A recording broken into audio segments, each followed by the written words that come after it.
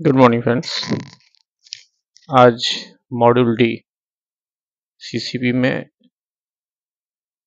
CCP जो हम course कर रहे हैं उसमें मॉड्यूल डी ठीक है। अदर करके है। इसमें हम आएंगे, देखेंगे एक्सपोर्ट फिनांस। ठीक है, एक्सपोर्ट फिनांस ये आपका चैप्टर नंबर है 11, चैप्टर 11। इसमें दो चीज़ हम पढ़ेंगे फ्रेंड्स। जो मोस्ट इम्पोर्टेंट, सबसे इम्पोर्टेंट चीज़ है pre shipment finance, pre shipment finance, shipment finance. और दूसरा है post shipment finance, post shipment shipment finance. ठीक है, ये दो चीज देखना है, प्री शिपमेंट पोस्ट शिपमेंट। लदान हो गया, carriage insurance and freight, CIF या CIP। इसमें कई सारी टर्म है, मैं आपको बताते जाऊंगा। कैरेज इंश्योरेंस एंड फ्रेट, ठीक है। तो ये जब, जैसे मान लीजिए आप किसी भी मोड से आ रहे हैं, ठीक है, प्री शिपमेंट पोस्ट शिपमेंट। इधर आप एयर से आ रहे हैं, बाई आप सी आ रहे हैं, ठीक है, या आप लैंड से, रोड से आ रहे हैं, ठीक है। तो जब तक आपका सामान जो है आपके इस पे, जो आपका मान लीजिए कि ठीक है, ये यहाँ पे आपका फ्लाइट हो गया, ठीक है, यहाँ पे आपका जो वेसल हो गया, और यहाँ पे आपका ट्रक हो गया, ठीक है। जब तक सामान आपका नहीं लदा है, तो प्री शिपमेंट, सामान लदने के बाद के जो एक्सपेंसेस हैं वो शिपमेंट फाइनेंस, ठीक है। एक्सपोर्ट फाइनेंस बड़ा ही इंपॉर्टेंट है, और इसमें बैंक को बेनिफिट भी बहुत होता है, कमीशन बहुत मिलता है, बढ़िया इसमें। आइए देखते हैं। एक्सपोर्ट फाइनेंस जो है चैप्टर 11 आपका है। मॉड्यूल जो है आपका, मॉड्यूल मैंने बोला था मॉड्यूल डी है, अदर क्रेडिट्स, ठीक है, ठीक। इसमें देखेंगे हम pre shipment post shipment export, ठीक है। Export finance, ECGC whole turnover, post shipment guarantee scheme, ठीक है। Interest rate on rupee export credit, post shipment export finance in foreign currency, customer service and simplification of procedure, ठीक है। Other points कोई होगा तो, and sum up, last में जो sum up हम लोग ऑलरेडी देखते हैं सम अप, ठीक है। स्टार्ट करते हैं फ्रेंड्स। फिर से वही रिक्वेस्ट कि मैं इस बुक को जो है CCP का आपका जो बुक है, इसमें लाइन टू लाइन ही पढ़ूंगा। लाइन टू लाइन आपको समझाना चाहता हूँ, क्योंकि IAPF के क्वेश्चन कहीं से भी आते हैं। आपके कई सारे कोलिग्स होंगे, आप उनसे ज़रा बात करेंगे। कोलिग्स होंगे जो पिछले 10 साल, 12 साल, 15 साल से GIB और CIB में लगे हुए हैं, ठीक है, क्वालिफाई नहीं कर पा रहे। रीजन बियॉन्ड ये है, CIB इतनी आसान, JIB इतनी आसान, या IABF का एग्जाम इतना आसान नहीं। CCP के लिए भी जो है, CCP मोस्ट इम्पोर्टेंट इसलिए है कि कहीं भी आपका प्रोसेसिंग हब है, किसी किसी बैंक में आपका प्रोसेसिंग हब है, तो जो प्रोसेसिंग हब में बैठे हुए स्टाफ है उनको मैंडेटरी है ये CCP कोर्स करना, ठीक है। तो सर्टिफाइड क्रेडिट प्रोफेशनल का कोर्स जो है, ये हर महीने में लगभग 2 बार होता है, 15-15 दिन पे, ठीक है। और 7,000 इसका फीस है अप्रॉक्स, प्लस GST होगा जो अलग से, ठीक है। तो ऐसा होता है, हर बार आपको मौका मिलता है। ये देखते हैं, शुरू करते हैं चैप्टर हमारा। एक एक चीज़ फिर से रिक्वेस्ट है, अगर कोई चीज़ समझ में नहीं आए तो आप कमेंट बॉक्स में जरूर बनाएं, कमेंट बॉक्स में। ऑब्वियसली मैं इसको सॉल्व करूंगा, ठीक है। यही मेन है आपका, जैसे मैंने आपको कहा कौन कौन से प्रोडक्ट्स हैं जो एक्सपोर्टर्स को अवेलेबल है, ठीक है। सेकंड, प्री शिपमेंट रूपी एक्सपोर्ट क्रेडिट क्या है, ये 1 रुपये में हो गया, ठीक है, post pre shipment post shipment, और यहाँ पे जो है फॉरेन करेंसी में हो गया प्री और पोस्ट, ठीक है। बीच में है डिम्ड एक्सपोर्ट, कंसेसिव रूपी एक्सपोर्ट क्रेडिट, या interest on rupee export credit क्या बनेगा, ठीक। देखिए एक्सपोर्ट क्या है, एक्सपोर्ट जो मेन है, ये सारे एक्सपोर्ट जो है फेमा के अंतर्गत ही होते हैं, ठीक है। As per FEMA export means, यहाँ से हम लोग देख लेते हैं, export play an important role in accelerating the economic growth of developing country like India. India के ग्रोथ के लिए भी एक्सपोर्ट, या किसी भी कंट्री के एक्सपोर्ट ग्रोथ के लिए एक्सपोर्ट बहुत ज़रूरी है, क्योंकि आप अपनी कंट्री में जितना माल खपा सकते हैं, जो रेस्ट बच जाएगा, आपका प्रोडक्शन कैपेसिटी ज़्यादा है या नहीं भी अगर है, तो आपको जो है फॉरेन एक्सचेंजर चाहिए या वैसा मनी चाहिए जिसका वैल्यू ज़्यादा हो। मान लीजिए कि आप एक यूएसडी अगर लेते हैं, तब आप 50 रुपया 53 रुपया अगर आप देते हैं, मान के चलिए आप 1 यूरो लेते हैं तो आप 80 रुपीज़ देते हैं। तो हमें ज़्यादा चाहिए ना, एक 1 रुपीज़ अगर हम कोई मार्केट में, मान लीजिए यहीं पे कोई कपड़ा जो है हम 1000 रुपये का लेता है, बट यही वहाँ चला जाता है तो ये 10 यूरो का हो जाता है। ठीक है, 10 यूरो का हो जाता है या ये 20 यूरो का हो जाता है। ठीक है, 1000 में हो गया, लगभग 8-9 यूरो हुआ। ठीक है, तो ये बाहर गया तो 20 यूरो हो गया, तो ये महंगा हुआ ना। महंगा हुआ तो हमें ज़्यादा एक्सचेकर मिलेगा फॉरेन करेंसी, तो इसलिए क्या होता है, एक्सपोर्ट जो है मोस्ट इंपॉर्टेंट होता है। In order to maintain healthy balance of trade and foreign exchange reserves, it is necessary to have sustained and high rate of growth of export. क्या है, हमको किसी भी हालत में जो है फॉरेन एक्सचेंज अगर मेंटेन करना है या हेल्दी ग्रोथ मेंटेन करना है, तो हमें क्या करना पड़ेगा, फॉरेन एक्सचेंज को हमें जो है तो एक्सपोर्ट को मेंटेन करके रखना पड़ेगा। On several factors influencing export growth, credit is very important factor. Credit एक बड़ा इंपॉर्टेंट फैक्टर है। जब तक आप लोन नहीं देंगे, which enable exporter to efficiently executing their orders. ठीक है, उनके लिए क्या है, वर्किंग कैपिटल बहुत ही जरूरी है, एक्सपोर्ट क्रेडिट बहुत ही जरूरी है, तभी जाके वो अपने एक्सपोर्ट ऑर्डर्स को फुलफिल कर पाते हैं। The commercial bank provide short term finance mainly by way of pre and post shipment. ठीक है, पोस्ट शिपमेंट देते हैं। Export finance is guaranteed in rupees always foreign country. Export finance जो दो पार्ट्स में गारंटेड किया जाता है, दो तरीके से, या तो आपको रुपी में ले लीजिए या आप फॉरेन करेंसी में ले लीजिए, जिसमें चाहिए आपको। अच्छा, एक्सपोर्ट होता है क्या है फेमा की जो गाइडलाइंस है उसमें कहता है कि taking out any goods from India to a place outside India. अगर कोई गुड्स को हम लेके इंडिया से बाहर जा रहे हैं, तो वो वैसी जगह लेके जा रहे हैं जो इंडिया से बाहर है, तो वो क्या है, एक्सपोर्ट है। Provision of services from India to any person outside India. अगर कोई सर्विस आप दे रहे हैं, एक तो गुड्स हो गया, आपने सर्विसेज दे दिया, तो तो वो भी क्या आएगा, एक्सपोर्ट की परिभाषा में आएगा। तो ये कहता है कि taking out include sending out goods by land, मैंने कहा लैंड, सी और एयर, ऑन कंसाइनमेंट और by way of sale, lease, hire purchase और अदर अरेंजमेंट। ठीक, तो ये दोनों चीज अगर आप करते हैं इस मेथड से, तो वो एक्सपर्ट है। इन the case of software, this includes transmission through any electronic media. Software के केस में क्या है, आप सॉफ्टवेयर जो भेजते हैं किसी इलेक्ट्रॉनिक मीडिया के थ्रू भेजते हैं, तो वो भी एक्सपोर्ट हो गया। कहता है an exporter may require short term, medium term और long term finance depending upon the types of goods to be exported and the term of sale offer to be overseas buyer. ठीक है, overseas buyer को आपने क्या term and conditions दिया है, उसके basis पर ही आपको शॉर्ट टर्म, लॉन्ग टर्म या मीडियम टर्म फाइनेंस की जरूरत होती है, और बैंक उसको फाइनेंस करते हैं। ठीक है, शॉर्ट टर्म फाइनेंस क्या हो गया, required to meet working capital needs. The exporter may also require term finance. Term finance हो गया मीडियम और लॉन्ग टर्म, मीडियम टर्म के लिए या लॉन्ग टर्म के लिए, for things such as purchase of fix assets. Fix assets आपको खरीदना होगा, long term working capital ETC. Generally export finance is a short term working capital finance. Export finance जो होता है वो क्या होता है, short term working capital finance होता है, allowed to an exporter for execution of export order. Export order को पूरा करने के लिए जो एक्सपोर्टर को लोन दिए जाते हैं, वो normally short term working capital ही होता है या वर्किंग फाइनेंस ही होता है। ठीक है, टू डिफरेंट स्टेज पर देते हैं, प्री शिपमेंट फाइनेंस और पोस्ट शिपमेंट।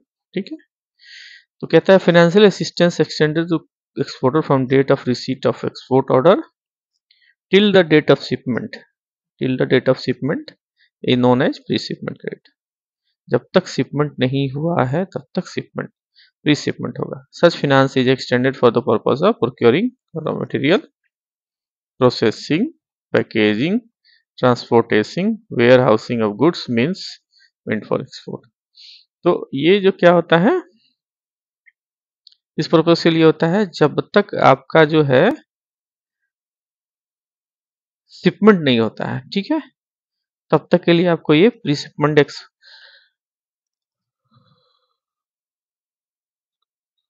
फाइनेंस दिया जाता है।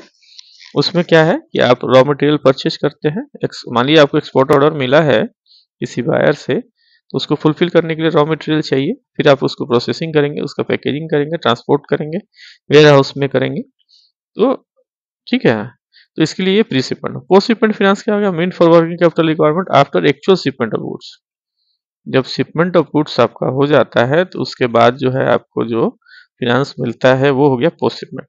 It bridges the financial gap between the date of shipment and actual receipt of payment from overseas buyer there.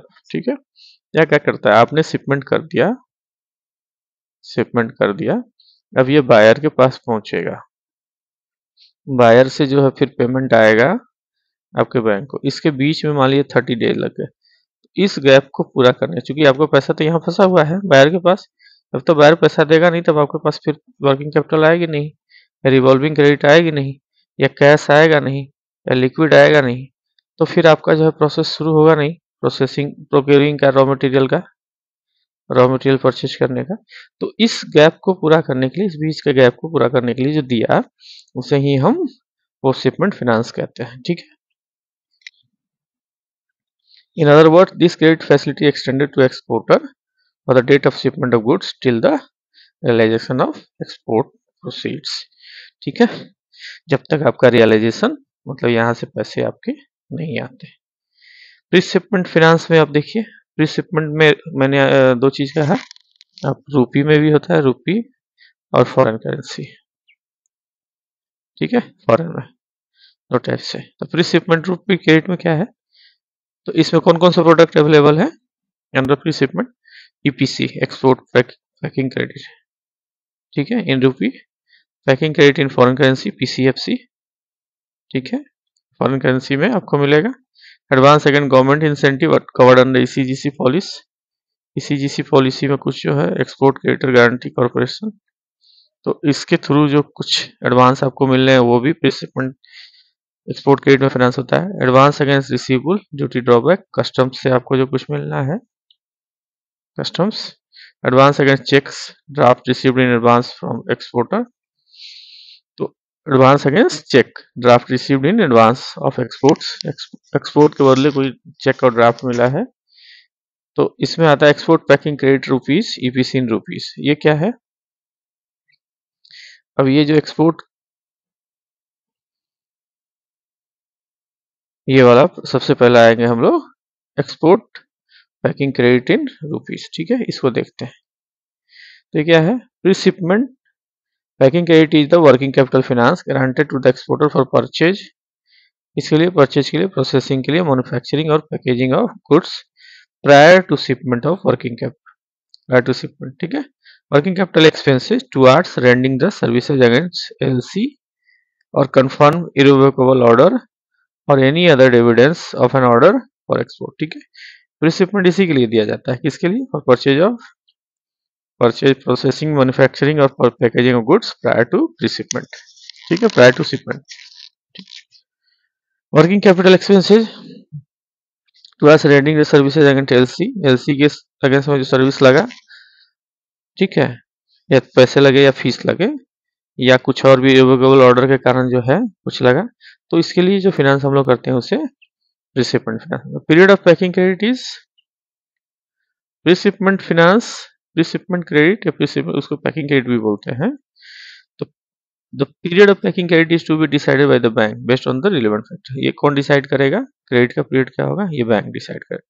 However, if the finance is not adjusted by submission of export bill within 360 days from the date of advance, the advance will is ceases to qualify the prescribed rate of interest for export credit to the exporter ab initio। ठीक है, देखिए ये मेरे पास एक जगह हुआ था, मैं किसी ब्रांच में था, दिल्ली की ब्रांच में। ठीक है, दिल्ली की ब्रांच में था, वो एक्सपोर्टर बहुत बढ़िया था, जैकेट्स का, जैकेट्स, विंटर जैकेट्स जो होते हैं, विंटर जैकेट्स यूरोप में एक्सपोर्ट करता था, और उसका जो था पेंडिंग बहुत दिनों से चला रहा था। मुझे ये जानकारी नहीं थी, फर्स्ट टाइम मैंने उसको देखा था। एक्सपोर्ट क्रेडिट जो था, मैं यहाँ से रॉ गया था एकदम बिल्कुल, तो वहाँ मैंने देखा कि वहाँ 360 डेज के बाद भी जो है वो एडजस्टमेंट किया जा रहा था।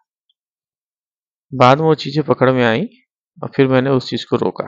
ठीक है, तो इस पर ध्यान देना है फ्रेंड्स, ब्रांच में हर चीज को ध्यान देना है। एलिजिबल बोरोवर कौन हो सकते हैं? Exporter should comply with the exchange control regulation.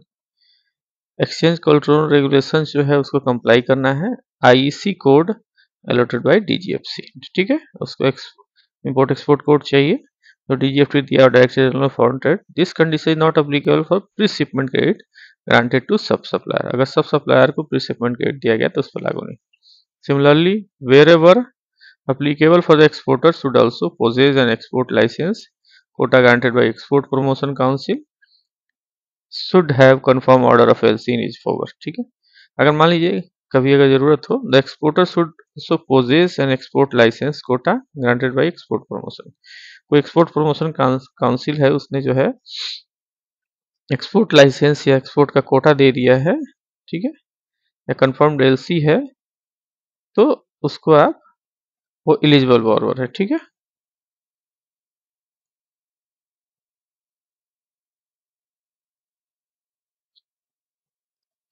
Due diligence exercise should have done due diligence exercise should have done as in the case of any other borrower, and the borrower should have to establish exporter, ठीक है। Due diligence करना है,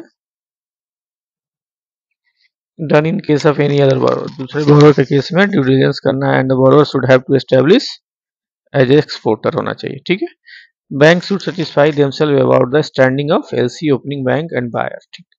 bank satisfy हो जाए about the standing of LC, LC opening bank, LC opening bank जो है उसके बारे में, एंड द बायर के बारे में। Exporter should be able to satisfy the bank about the capacity to execute order within the stipulated time to manage the export business, ठीक है। एक्सपोर्टर जो है, अब आप मान लीजिए आपने एक्सपोर्ट ऑर्डर ले लिया बट आप उसको कम पूरा नहीं कर पा रहे, फुलफिल नहीं कर पा रहे, तो क्या होगा फिर? गड़बड़ा जाएगा। तो इसलिए क्या है, बैंक एक्सपोर्टर को जो है should able to satisfy the bank, उसको जो है बैंक को सेटिस्फाई करना पड़ेगा कि जो उसने ऑर्डर लिए हैं उसके पास कैपेसिटी है इस ऑर्डर पर।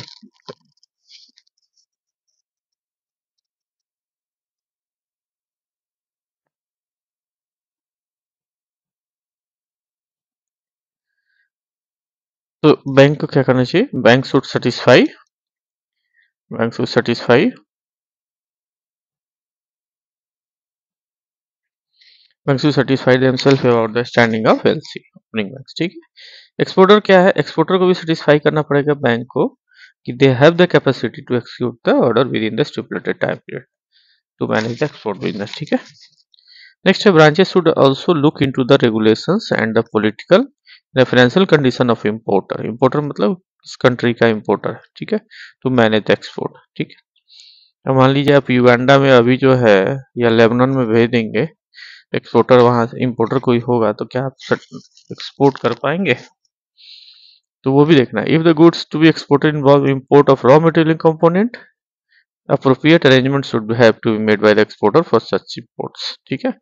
अगर मान लीजिए बार्टर सिस्टम है, बदलैन जिसको बोल सकते हैं, अगर मान लीजिए इफ कोई गुड्स अगर है, if goods the goods exported involve import of raw material, और रॉ मटेरियल इंपोर्ट हो रहा है, कंपोनेंट्स हो रहा है, अप्रोप्रिएट अरेंजमेंट क्या करना पड़ेगा? मेड करना पड़ेगा एक्सपोर्टर को। EPC loan is given normally not exceeding the FOB value freight on board, ठीक है। FOB value freight on board से ज्यादा नहीं हो सकता वैल्यू ऑफ ऑर्डर, एलसी और domestic cost of production whichever less, जो भी लेस होगा, irrespective of sales contract terms, कोई भी सेल्स का कॉन्ट्रैक्ट टर्म हुआ होगा बट एफओबी वैल्यू से या एलसी का कॉस्ट जो होगा उससे ज्यादा नहीं होगा, मिनिमम ही होगा। डिसबर्समेंट क्या होगा? Ordinary each packing credit sanction should be maintain as a separate account for purpose of monitoring of period of sanction and end use of fund. जितना भी ईपीसी सैंक्शन है, एक्सपोर्ट पैकिंग क्रेडिट, उस सबका क्या होना चाहिए? एक सेपरेट अकाउंट होना चाहिए for the purpose of monitoring monitoring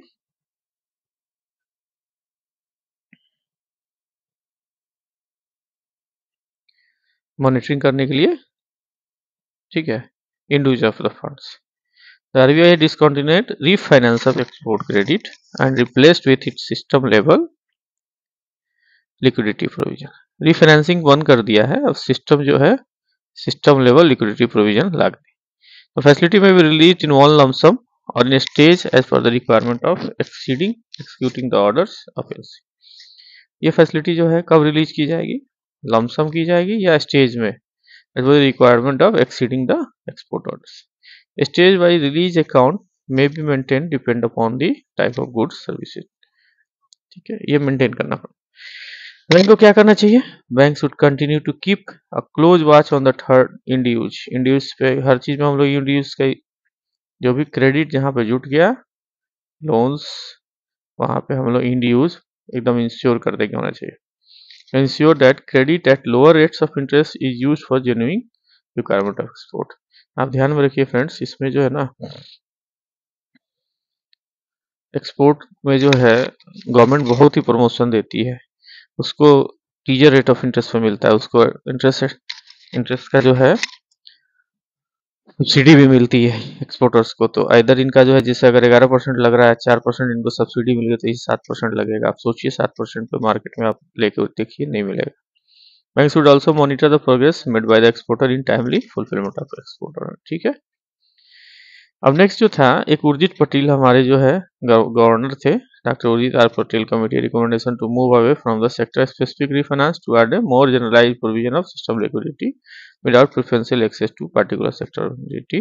The Reserve Bank of India decided to limit access to the export credit refinance while compensating fully with commensurate with expansion of market access to liquidity through a special term repo facility from Reserve Bank of India equivalent to 0.25 of NDTL net demand and time liabilities।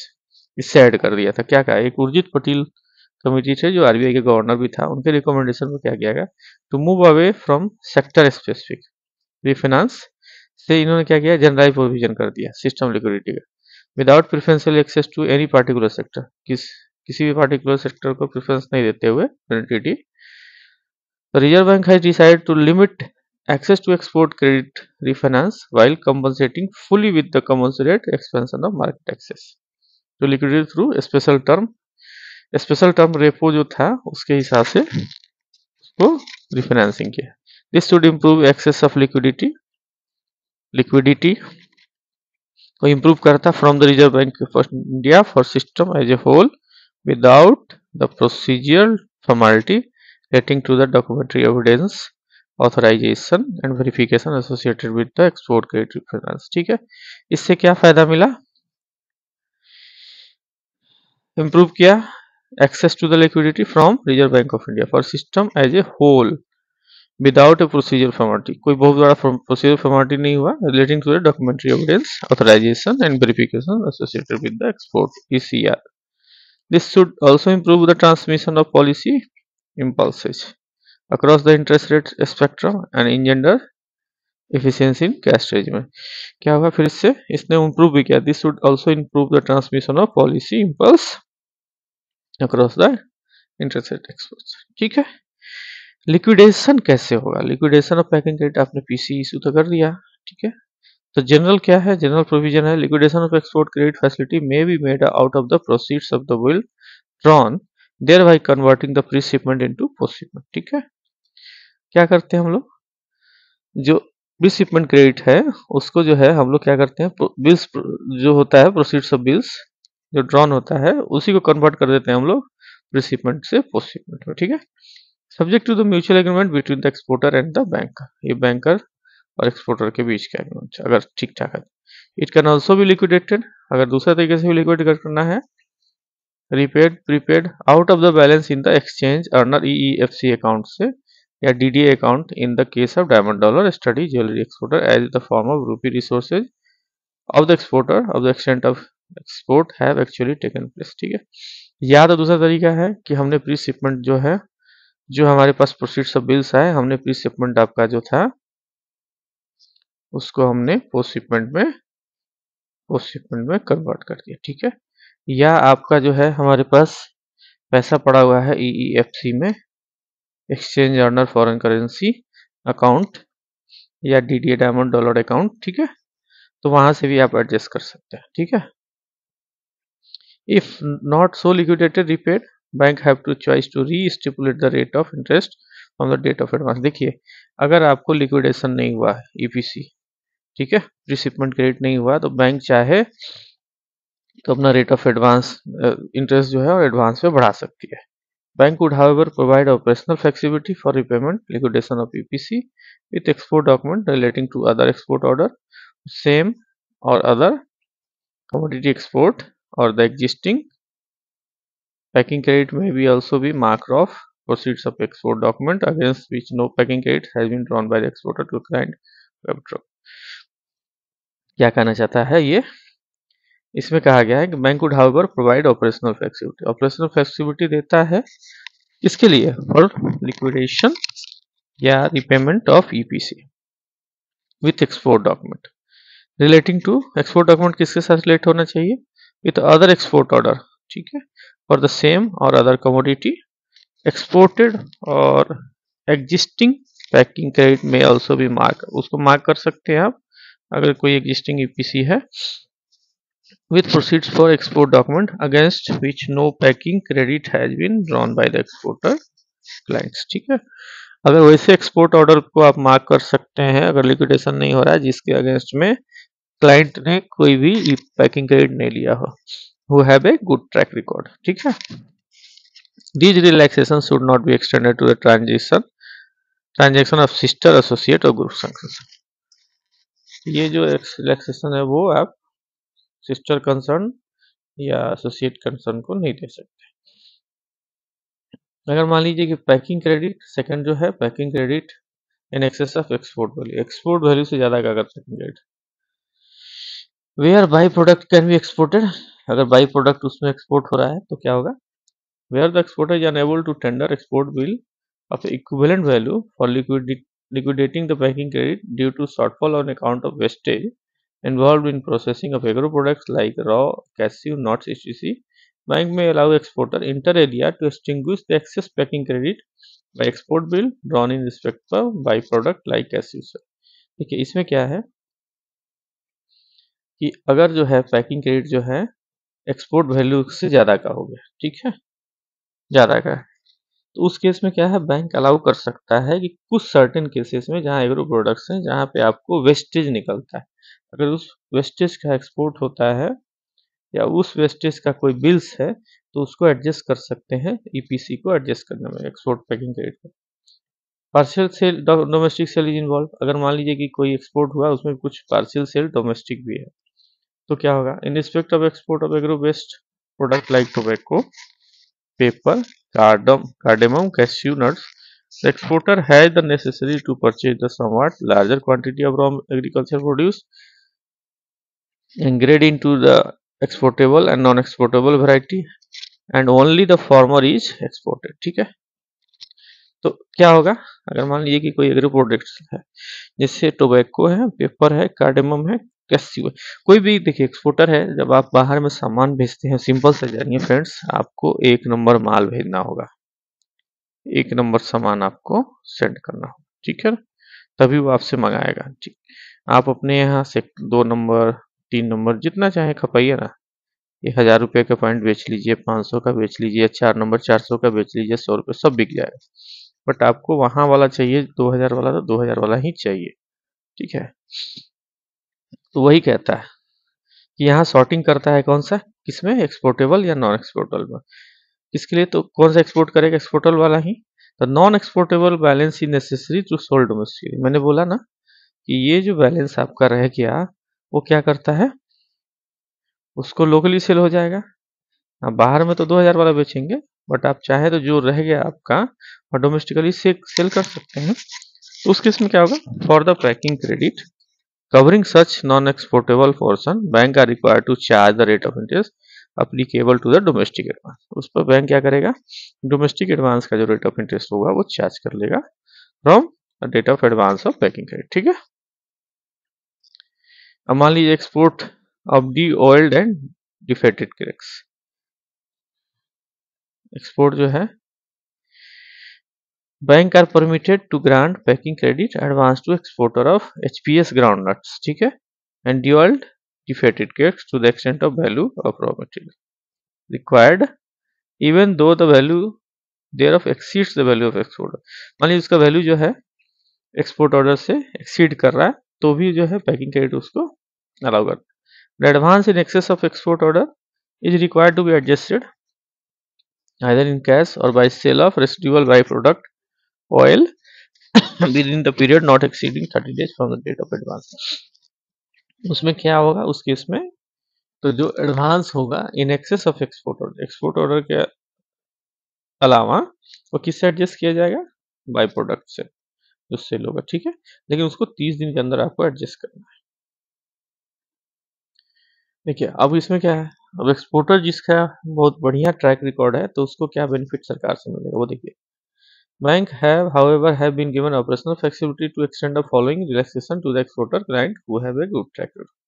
पहला, repayment liquidation of packing credit with proceeds of export document will continue, however this could be with the export document relating to any other order covering the same or any other commodity exported by the exporter, ठीक है।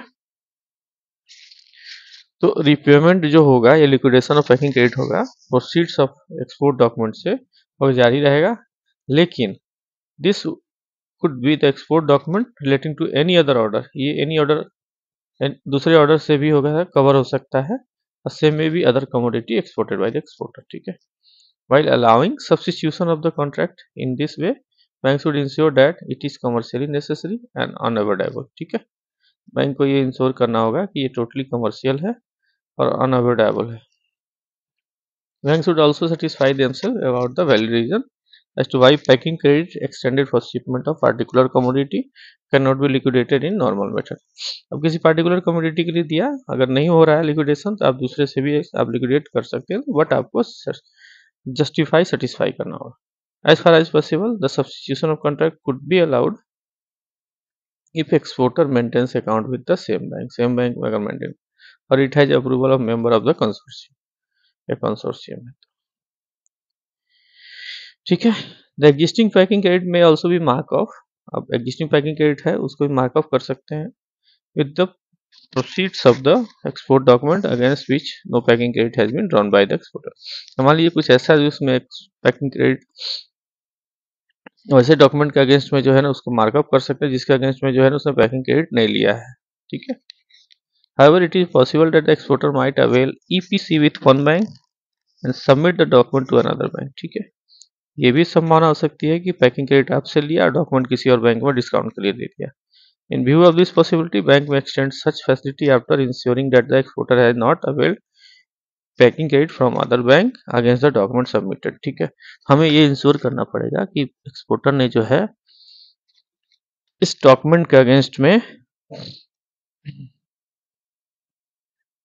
कहीं दूसरी जगह से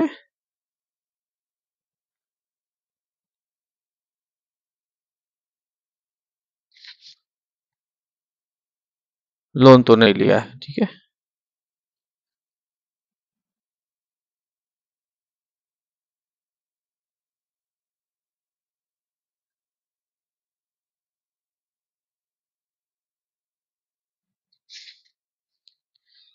If any packing credit has been availed from another bank, the bank to which the document are submitted has to ensure that the proceeds are used to liquidate packing credit obtained from first bank।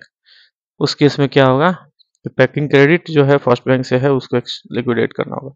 This relaxation should not be extended to transaction of sister concern, ठीक है। ये relaxation जो है sister concern के लिए नहीं होगा। Okay friends, अब ये इतना चीज है, आज इतना ही रहने देते हैं। 30 मिनट्स हो गया फ्रेंड्स, हो सकता है कल से जो है आपको 2 टाइम्स आपको मिले ये वीडियो। ओके फ्रेंड्स, कल से हम लोग यहाँ से देखेंगे। जब तक कोई भी इशूज हो तो आप हमें कमेंट बॉक्स में जरूर बताइएगा।